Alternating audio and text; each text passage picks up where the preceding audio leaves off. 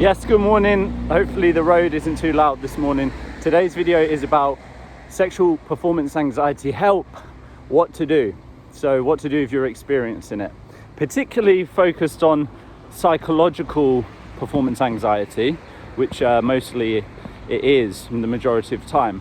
But that knowing that doesn't necessarily make it easier. So perhaps you've been to the doctor and the doctor has said to you, yes, everything's fine in terms of blood, testosterone levels, etc. So it's psychological performance anxiety. And then what? Right, then is it a case of taking some medication to help with that, which, you know, may not be the route that you want to go. And I totally understand why. It wasn't what I would want to do either. So what does it mean? And how do we fix it? That's the most important thing, because I want to say you do not have to accept that that is it and you just have to deal with it for the rest of your life, because that's not true. You don't have to deal with this for the rest of your life. You don't have to accept that that's just it and there's nothing that you can do, because there is. And we're going to start that right now. So what I am about to share with you is one very simple tip, task, tool, whatever you want to call it, that we are going to do right now. And this will help you to start getting to the root cause of what's going on so that we can fix it. Okay. The alternative really is to just accept that this is fate, this is the hand that you've been given, and there's nothing you can do about it, which would mean that sex doesn't get any better, right? And I believe that's not what you want. You want to have the best sex of your life. You want to go back to how it was, and that's totally possible. So the first step is we're going to go through it right now. The first step is to ask yourself this question. In the moment of pressure, or when you feel the sexual performance anxiety coming on, what thoughts come into your mind? And I would like you to write those down.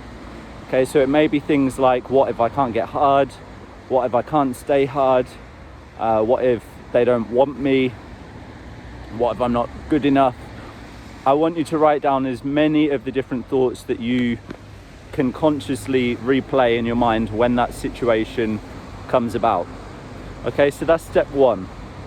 The second step is to identify the patterns, because I'd like you to do this for a few, like remembering a few scenarios of where you've had the feeling of sexual performance anxiety. So whether that's remembering a few different sexual partners or a few times that it's happened with your partner, I know it's not nice, but just revisit those memories for a moment and just see what thoughts came into your mind. Okay, step two is then to look at what are the patterns. So some questions will start to be similar. Okay, you may have a lot of questions that are similar, or you may have one or two from what you've written down. And this is really important. Let me explain why. It's because I learned from a guy called Tony Robbins that most of us have a primary question.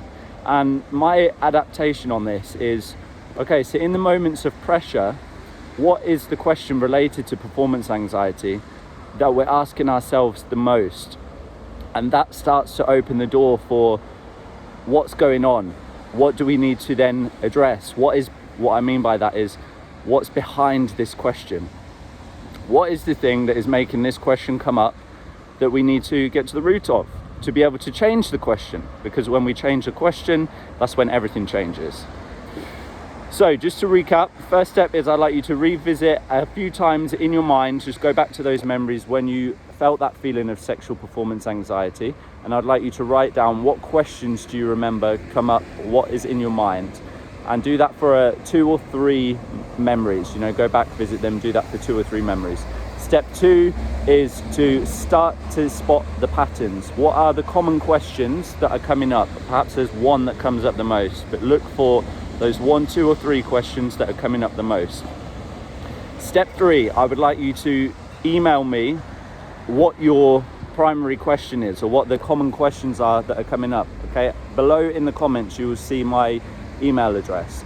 That's step 3. Okay, send me an email with what your primary question is, and we will then start to work through this together, whether that be a free strategy call that we jump on, or just sharing a couple of tools with you that I think will be helpful. But for me to understand what the question is and then I can share with you the tool that I believe will be of most help so that you can fix performance anxiety and have great sex, have the sex that you want to.